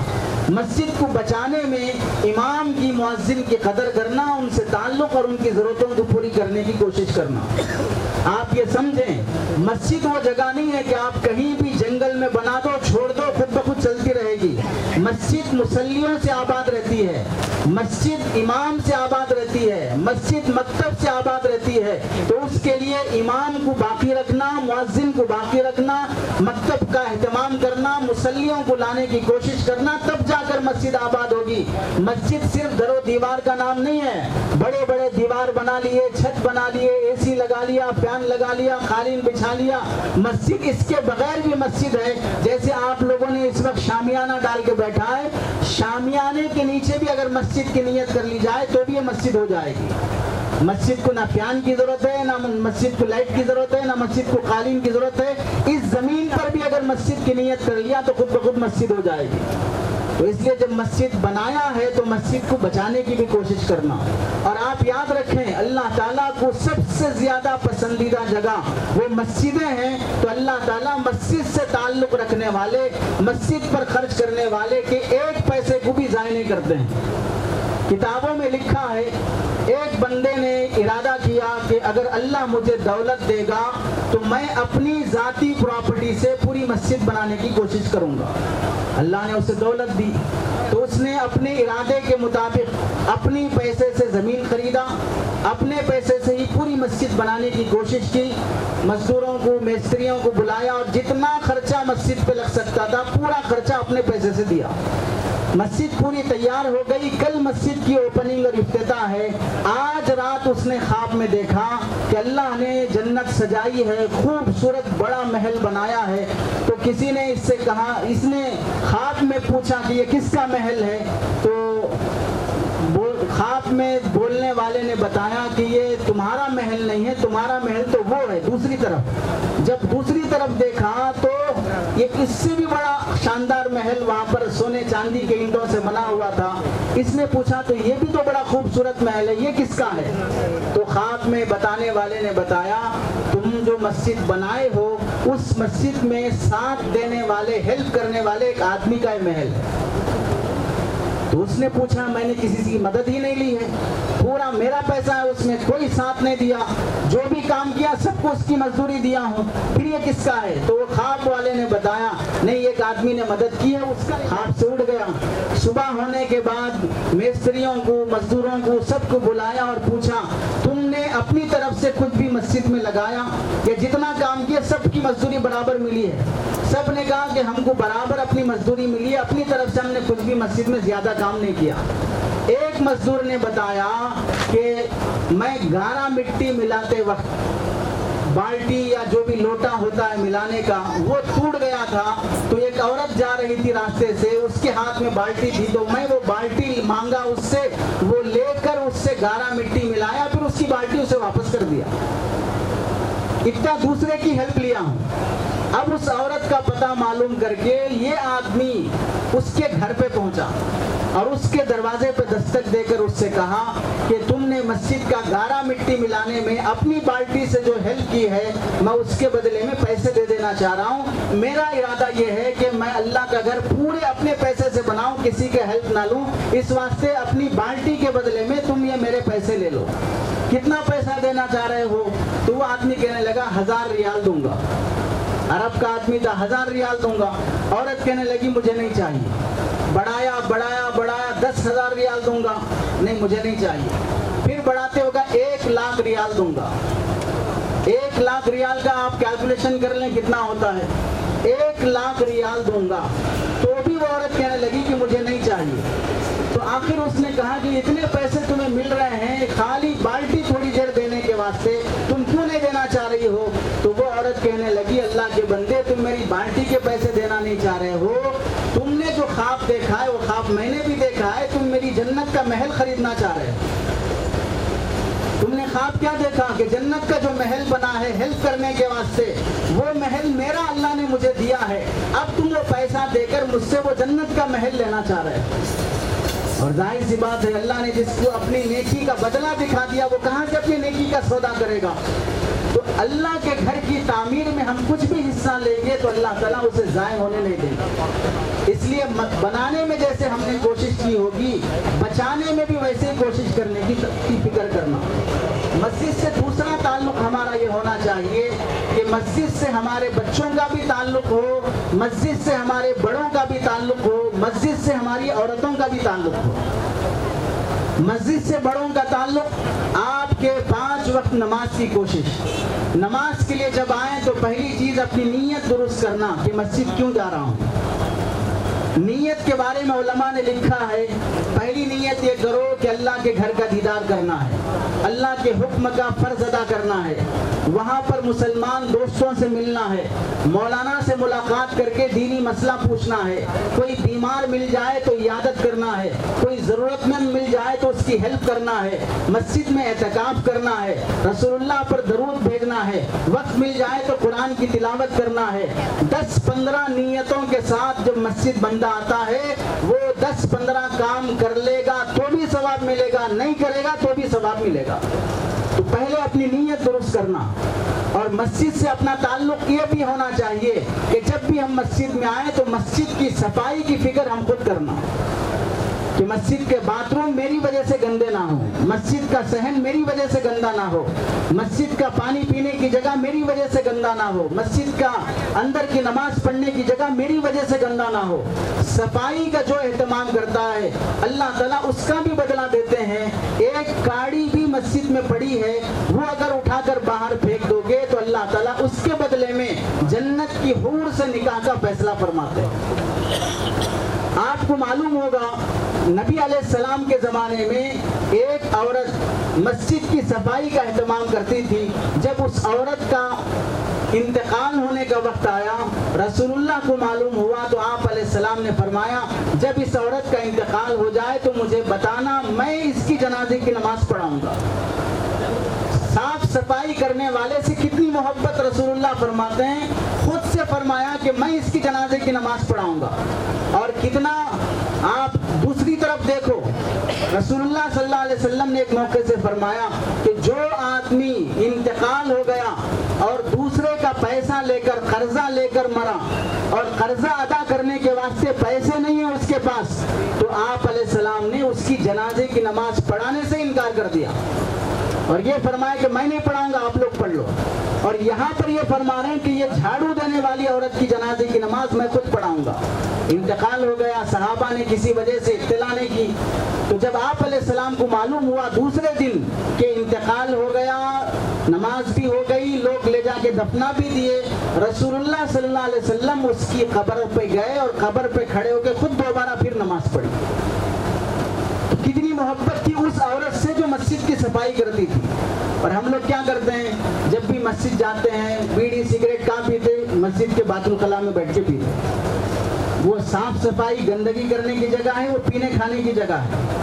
جب پینے کھانے کی جگہ ہے تو کھانا لے جا کے کھا لو ڈائریکٹ وہاں پر۔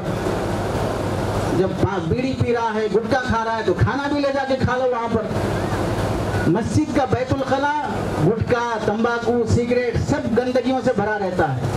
مسجد کے بیت الخلاء کی بھی صفائی کا اہتمام کرنا، وہاں جا کر گٹکا، تمباکو، بیڑی، سگریٹ پینے سے احتیاط کرنا چاہیے۔ مسجد سے تعلق ہمارا صفائی کے ساتھ ساتھ مسجد کی ضرورتیں پوری کرنے کے ساتھ بھی ہمارا تعلق ہونا چاہیے. مسجد کی ضرورتوں میں کیا چیز رہتی ہے؟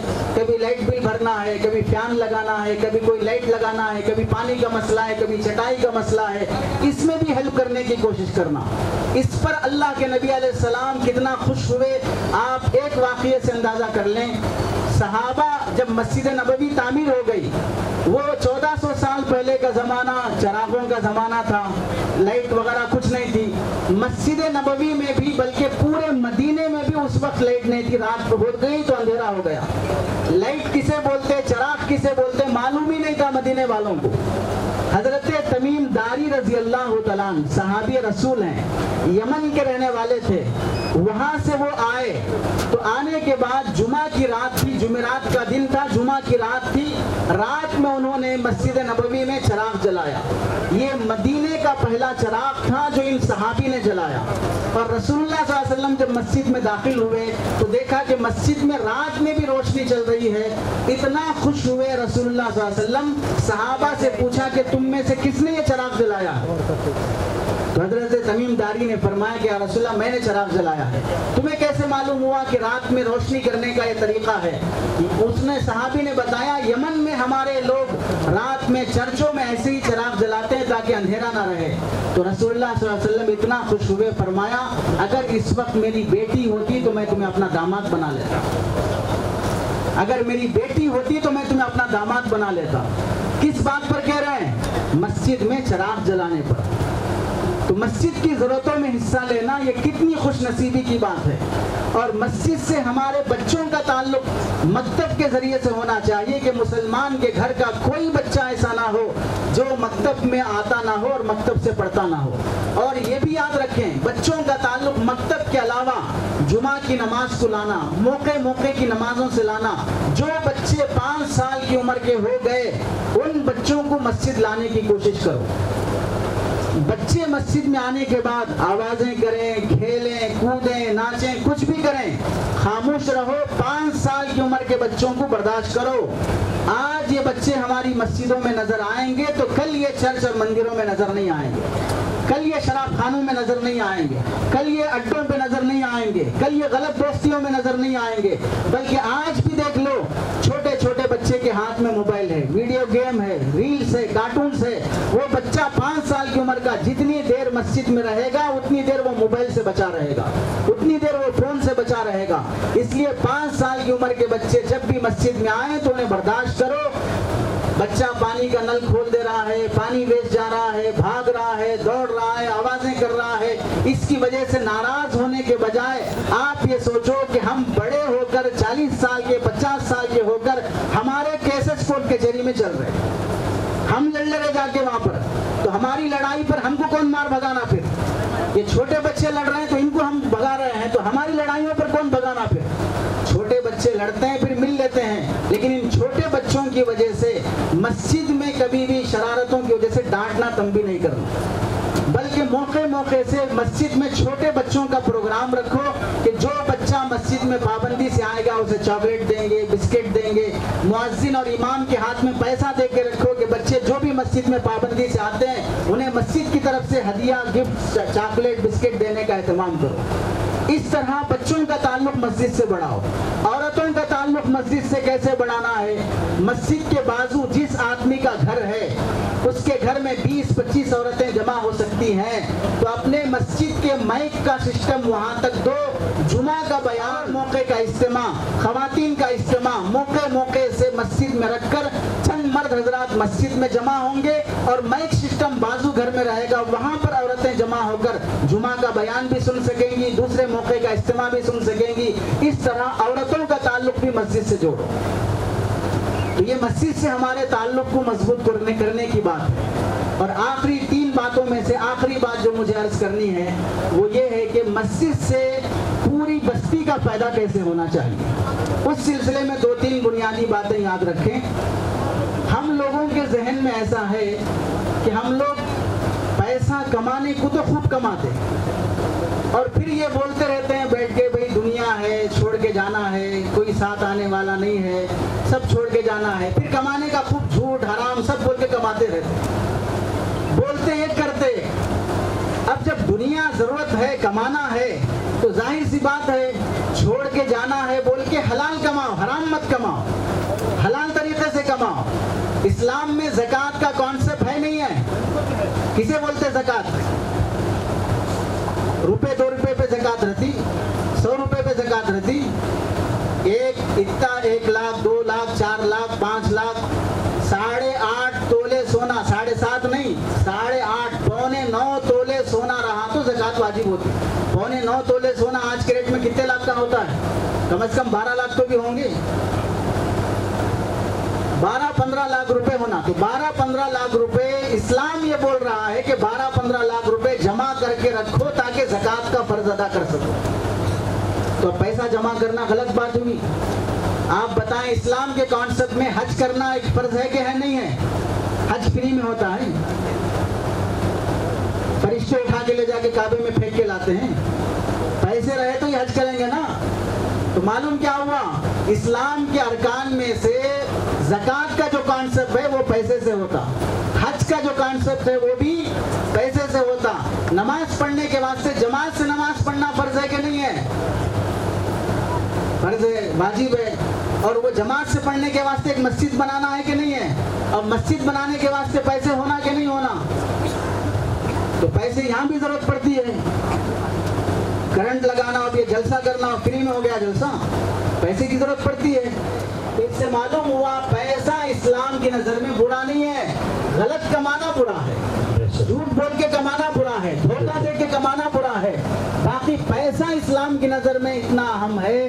حضرت سفیان ثوری رحمۃ اللہ علیہ, لوگ ہمیں ٹشو پیپر بنا لیں گے. جس کے پاس پیسہ ہوتا ہے اس کی عزت ہوتی ہے.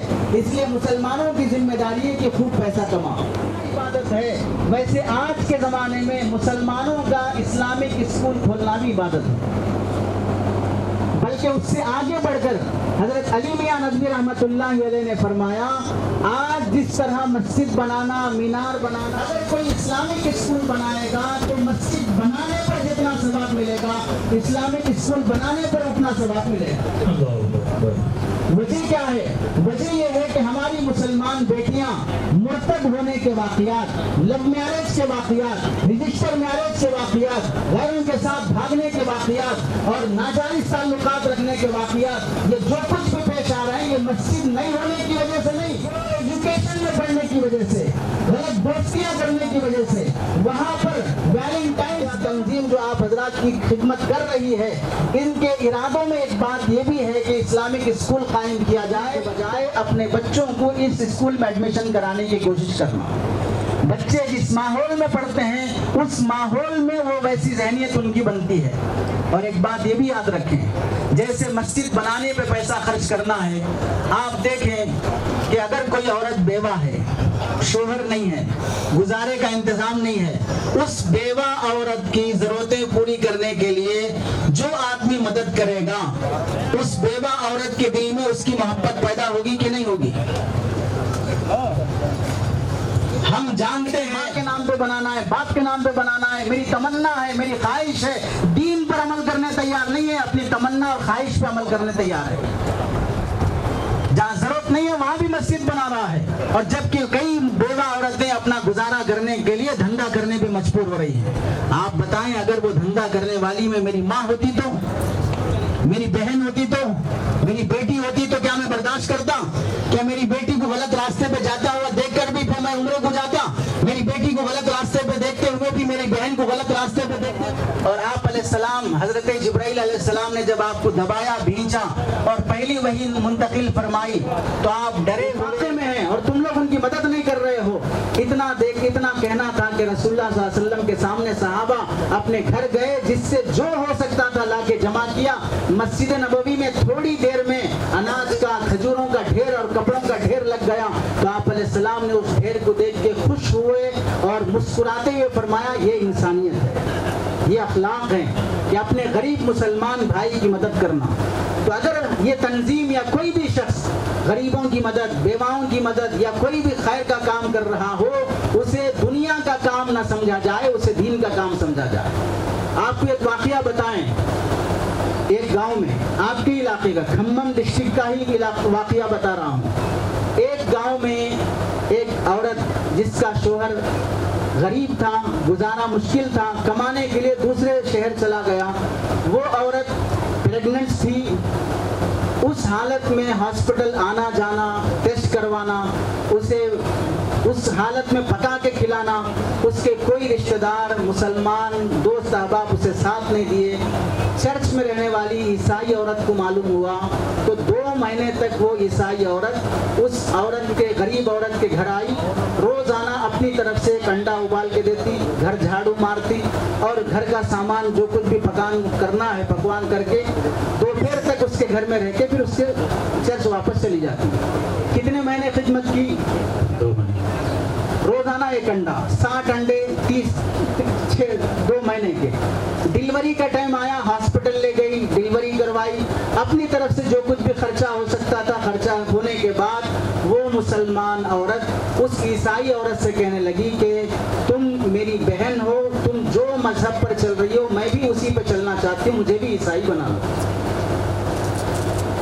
اب وہ عورت عیسائی بن جانے کے بعد ہمارے یہ شریف لوگ داڑھی کرتے پیجامے والے سب جا کے بول رہے ہیں کہ یہ غلط ہے، جانا نہیں ہے، اسلام صحیح مذہب ہے، فلاں صحیح مذہب ہے.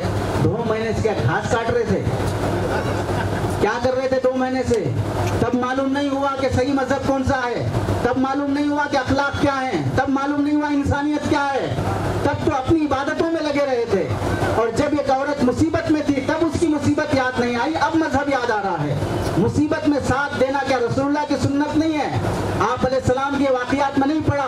کوئی مہمان آتا تو آپ 11 گھروں میں 9 گھروں میں پوچھنے بھیجاتے گھر میں کچھ کھانے کے لیے مہمان آیا ہوا ہے. یہ کیا ساتھ دینا نہیں ہے؟ آنے والے مہمان کو، پریشان آدمی کو ساتھ دینا نہیں ہے. اس واسطے تنظیموں کی طرف سے جو بیواؤں کی خدمت، یتیموں کی خدمت، مجبوروں کی خدمت جو کی جاتی ہے وہ رسول اللہ کی سنت میں شامل ہے، وہ رسول اللہ کی دینی عبادت میں شامل ہے. آپ کو بہار کا وہ واقعہ معلوم ہے کہ جہاں پر سیلاب آنے کے بعد ایک نوجوان سائیکل پنچر ڈالنے والا اپنے آپ کو جوخم میں ڈال کے ٹیوب وغیرہ کے ذریعے سے، وہ ٹائر کا جو ٹیوب ہوتا ہے ٹیوب کے ذریعے سے اپنے آپ کو بچاتے ہوئے گھر گھر سے مسلمان غیر مسلم کچھ دیکھے بغیر بچا کے لانے والا، اس میں ایک پریگننسی عورت کو جو غیر مسلم تھی ٹیوب کے سہارے سے وہ نوجوان مسلمان بچا کر لایا اور پھر اسے ہاسپٹل پہنچایا. ہاسپٹل میں ایڈمٹ کرنے کے بعد جب ڈیلیوری ہوئی اس غیر مسلم کو جب بیٹا پیدا ہوا تو اس بیٹی پیدا ہوئی.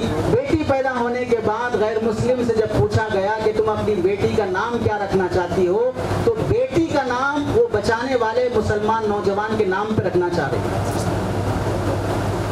بیٹی ہے، نام کس کا ہے؟ لڑکے کا ہے. کس کے نام پر؟ مسلمان کے نام پر، کیونکہ اس نے ہمیں زندگی دی ہے، اس نے ہماری جان بچائی ہے. 2 واقعہ آپ کے سامنے ہیں. مسلمان یہاں پر ساتھ نہیں دیا تو وہ عیسائی بن رہی ہے، وہاں پر غیر مسلم کو ساتھ دیا تو وہ مسلمانوں سے محبت کر رہے ہیں. اس سے کیا معلوم ہوا؟ معلوم یہ ہوا کہ تمہاری عبادتیں مسجد کی حد تک رہیں گی، تمہارے اخلاق یہ پبلک کے اندر پھیلیں گے. اور ہم جو بولتے ہیں کہ اسلام اخلاق سے پھیلا ہے، وہ جن کے اخلاق سے پھیلا تھا وہ دنیا سے چلے گئے، اور جن کے اخلاق سے آج اسلام بدنام ہے وہ ہمیں جو زندہ. اگر ہم اخلاق چاہتے ہیں کہ ہمارے اخلاق سے اسلام پھیلے تو عبادت سے باہر آ کر، مسجد کی 4 دیواری سے باہر آ کر ہمارے پوری بستی اور محلے میں کوئی بھی غیر مسلم ہو، مسلمان ہو، غریب ہے، بیوہ ہے، مذہب نہ دیکھا جائے کسی کی مدد کرنے میں. مسلمان ہو، غیر مسلم ہو، کوئی بھی مجبور ہو، اس کی مدد کرنا یہ انسانیت ہے، اس کا ساتھ دینا یہ انسانیت ہے.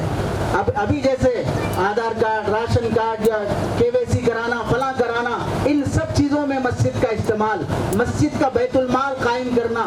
آپ میں سے جتنے کمانے والے ہیں ماہانہ 200-500 روپے مسجد کے بیت المال میں الگ سے جمع کرنا، اور اس نیت سے جمع کرنا کہ ہمارا مسلمان چھوٹا 5,000 10,000 سے جو بنڈی چلانے والا انٹرسٹ اور سود پہ لے کے بنڈی چلا رہا ہے، مسجد کے بیت المال سے اسے قرضہ دیا جائے گا اور اسے سود سے بچانے کی کوشش کی جائے گی. یہ مسجد کا پوری پبلک کو جو فائدہ ہونا ہے وہ فائدہ یہ ہے کہ اگر ہماری مسجدوں میں مسجد بنانے میں جیسے پیسے خرچ ہوتے ہیں، مسلمانوں کا کچھ پیسہ بیت المال کے لیے لگایا جائے، جس بیت المال سے ہمارے غریب مسلمانوں کو وظیفہ دے کر یا قرضہ دے کر انٹرسٹ فری کرنے گریجویشن 10th انٹر ڈگری پڑھنے والے بچوں کے ان کے اسکالرشپ کی کوشش کروانا، مسلمانوں کی مسجدوں میں موقع موقع سے ان کے SIR وغیرہ کے مسائل حل کرنے کی کوشش کروانا، یہ سب چیزیں مسجد سے جس کو پیدا پہنچے گا وہ مسجد سے محبت کرے گا۔ اس لیے یاد رکھو، مسجد کو صرف نمازیوں کے واسطے خاص مت کرو، مسجد نمازیوں کے واسطے بھی ہے، مسلمانوں کے واسطے بھی ہے۔ جس گاؤں بستی میں مسجد ہے وہ مسجد ساری بستی والوں کے واسطے بھی ہے۔ اگر اس بستی میں غیر مسلم بھی آنا چاہے تو غیر مسلم کے لیے بھی مسجد کا دروازہ کھلا رکھنا، غیر مسلم کو بھی مسجد میں آنے کی کھلی اجازت رہنا، تاکہ وہ بھی مسجد میں آ کے آرام کرنا چاہے اجازت دو، مسجد کا باتھ روم استعمال کرنا چاہے اجازت دو۔ آپ نے دیکھا ہوگا بہت سی مندروں کے باہر نل رکھا رہتا ہے، پانی آتا رہتا ہے، آنے جانے والے مسافر اس سے پانی پیتے ہیں، دھو لیتے ہیں۔ مندر کے باہر نل لگا ہوا ہے اور مسجد کا گیٹ بند ہے کہ یہاں پر کوئی نہیں آ سکتا۔ اگر کوئی شرابی توبہ کرنے رونے کے واسطے آنا چاہ رہا ہے، مسجد اللہ کا دروازہ بند ہے، اب وہ اللہ سے شکایت کر رہا ہے، اللہ میں توبہ کرنے کے لیے تیرے در آنا چاہ رہا تھا لیکن کمیٹی والوں نے دروازہ بند کر دیا، مسجد کے ذمہ داروں نے دروازہ بند کر دیا۔ توبہ کرنے کا کوئی وقت متعین ہے، جب جس کا دل بدلا وہ آ کے توبہ کر سکتا ہے۔ کچھ تو حصہ مسجد کا کھلا رکھنا چاہیے جس میں کوئی بھی آ کے رونا دھونا چاہے، سونا چاہے، اللہ کے سامنے گڑ گڑانا چاہے تو اس کے لیے کھلا رہنا چاہیے۔ یہ مسجد سے ساری پبلک کو فائدہ پہنچانے کے 40 کام علماء نے لکھے ہیں، جو کتابوں میں لکھے ہیں۔ اس واسطے ہم سے جو کام ہو سکتا ہے وہ کرنے کی کوشش کریں۔ اللہ سے دعا ہے کہ اللہ تعالی عمل کی توفیق نصیب فرمائے۔ آمین۔ وآخر دعوانا الحمدللہ رب العالمین۔